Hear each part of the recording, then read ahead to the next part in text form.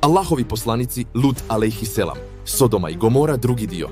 Poslanik Lut alejhisalamu bio je duboko rastužen.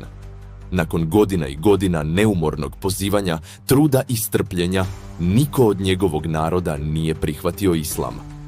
On im se obratio, ukoravajući ih riječima Allaha. Vi radite razvrat kakav prije vas niko na svijetu nije radio. Zar vi sa muškarcima općite i na drumovima presrećete i na vašim skupovima sramne radnje činite? Iako su znali da čine zlo, nastavili su ismijavati njegovu poruku, pa su mu drsko rekli: daj nam Allahovu kaznu, ako istinu govoriš. Tako je u cijelom gradu samo jedno domaćinstvo slavilo Allaha, subhanahu wa ta'ala, kuća poslanika Luta, alejhisalamu. Dok su on i njegove kćeri ostali postojani u vjeri, njegova žena je izabrala nevjerstvo i pridružila se zlu svoga naroda. Osjetivši nemoć, poslanik Lut, alejhisalamu, je podigao ruke i zavapio: Gospodaru moj, pomozi mi protiv naroda pokvarenjaka.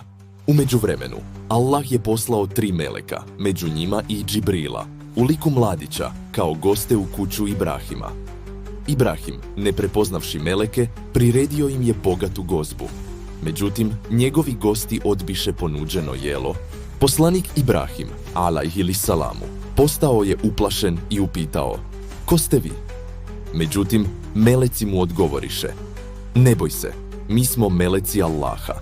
Poslani smo ljudima Luta, a također smo došli da ti prenesemo radosnu vijest o sinu koji će biti obdaren velikim znanjem i mudrošću. Ibrahim alejsalam odmah je osjetio zabrinutost zbog blizine Allahove kazne nad narod Sodome.